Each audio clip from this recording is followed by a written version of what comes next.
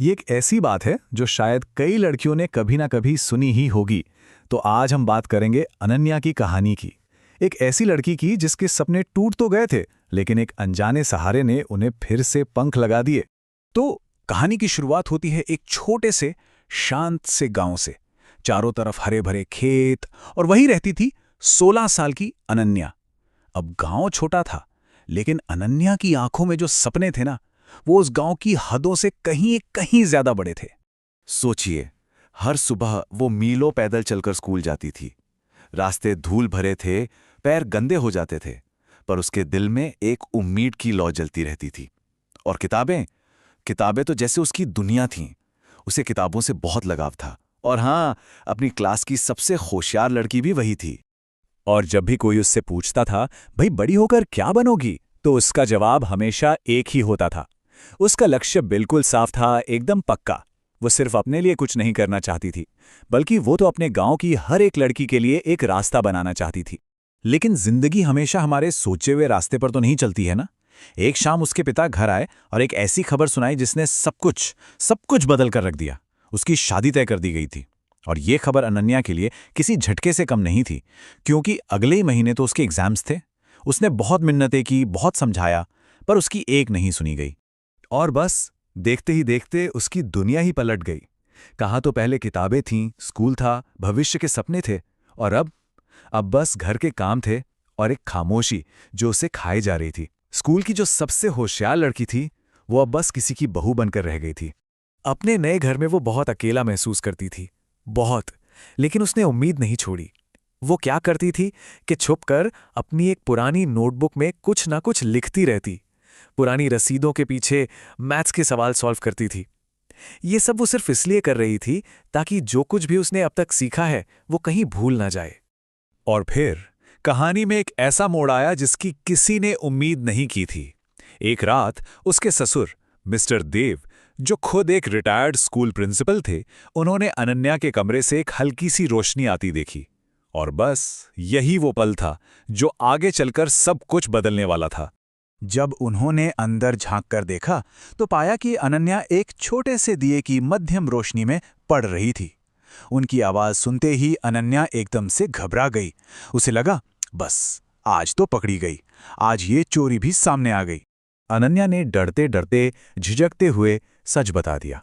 और तब मिस्टर देव ने उससे एक ऐसा सवाल पूछा जिसने उसकी पूरी दुनिया ही बदल दी। ये सिर्फ एक सवाल नहीं था, ये तो एक नई सुबह का इशारा था। बस वो एक बातचीत, और अनन्या की दुनिया जैसे रोशन हो गई। जिंदगी में पहली बार किसी ने उसके सपनों को समझा था, किसी ने उसे आगे बढ़ने के लिए कहा था। और उसी रात से मिस्टर देव सिर्फ उसके ससुर नहीं रहे, वो उसके गुरु बन गए। और फिर मिस्टर देव ने एक एक करके उसकी मदद करनी शुरू की। वो उसके लिए कहीं कहीं से पुरानी किताबें ढूंढ कर लाते। जब शाम को घर में शांति हो जाती, तो उसे आंगन में अपने पास बिठाकर पढ़ाते थे। मतलब जो उम्मीद की लौ लगभग बुझ चुकी थी ना, उन्होंने उसे फिर से जला दिया। और देखिए, उनकी ये बातचीत, इससे पता चलता है कि उनका रिश्ता कितना खास हो गया था। अब ये रिश्ता ससुर बहू का नहीं, बल्कि एक गुरु और शिष्य का बन चुका था। और इसी साथ ने अनन्या को वो खोया हुआ कॉन्फिडेंस वापस दिलाया। अब मिस्टर देव ने उसे हिम्मत दी, और उसी हिम्मत के सहारे अनन्या ने पास के एक स्कूल में कुछ छोटी बच्चियों को पढ़ाना शुरू कर दिया। हाँ, शुरुआत तो छोटी थी, लेकिन उसके सपनों की तरफ ये एक बहुत बहुत बड़ा कदम था। और फिर तो उसका सफर बस आगे ही बढ़ता गया। शुरुआत तो कुछ बच्चों से हुई थी, पर देखते ही देखते पूरा गांव उसे टीचर अनन्या कहकर बुलाने लगा। अब उसकी क्लास में बच्चों की हंसी गूंजती थी, उनके सवाल गूंजते थे, और एक नई उम्मीद की आवाज गूंजती थी। और इसका असर वो तो साफ साफ दिख रहा था। सोचिए, वही लोग जो पहले कहते थे कि लड़की पढ़ लिख कर क्या करेगी, अब वही लोग चाहते थे कि उनकी बेटी अनन्या जैसी बने। मतलब उसने सिर्फ अपना सपना पूरा नहीं किया, उसने तो पूरे गांव की सोच को बदल के रख दिया। हाँ, अब मिस्टर देव ने उसे अगला कदम उठाने के लिए कहा, अपनी टीचर सर्टिफिकेशन परीक्षा देने के लिए। वो दिन आ ही गया। परीक्षा का दिन था। जाहिर है, तनाव तो बहुत था। उसके हाथ कांप रहे थे, पर उसके ससुर ने उसे हिम्मत दी और कहा, डरो मत, तुम दिल से तो टीचर बन ही चुकी हो। और फिर रिजल्ट आया, और जानते हैं क्या हुआ? अनन्या सिर्फ पास नहीं हुई, उसने अपनी क्लास में टॉप किया था। अब वो ऑफिशियली एक सर्टिफाइड टीचर थी। सालों का इंतजार, सालों की मेहनत, उसका सपना आखिरकार सच हो ही गया। अनन्या की आंखों में खुशी के आंसू थे। उसने रोते हुए अपने ससुर को धन्यवाद कहा, पर उन्होंने जो जवाब दिया वो बहुत कमाल का था। उन्होंने कहा, सारा क्रेडिट तो तुम्हारी हिम्मत का है, और ये बात दिखाती है कि एक सच्चा गुरु सिर्फ रास्ता दिखाता है, चलना तो उस पर खुद ही पड़ता है। लेकिन रुकिए, कहानी अभी खत्म नहीं हुई है, क्योंकि अनन्या की ये जीत सिर्फ उसकी नहीं थी। इसकी गूंज बहुत दूर तक जानी थी। उसने जो एक छोटी सी मशाल जलाई थी ना, वो अब अगली पीढ़ी को रास्ता दिखाने वाली थी। कई साल बीत गए और अनन्या की वो छोटी सी क्लास अब एक बड़ा स्कूल बन चुकी थी।